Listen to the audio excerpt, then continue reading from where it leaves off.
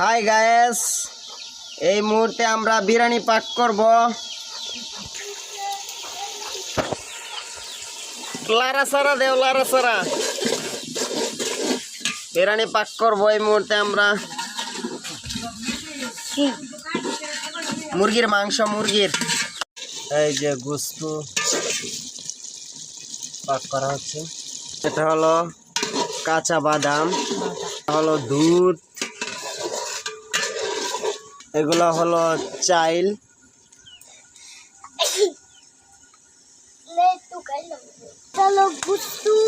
মরিচ, চাইল গুস্তু সব একসাথে মিশ্রিত হয়ে গেছে। কিছুক্ষণ পরেই বিরিয়ানি পাক করা হয়ে যাবে। এই যে বিরিয়ানি পাক হয়ে যাচ্ছে এই অবস্থা। বিরিয়ানি পাক করা হয়ে গেছে,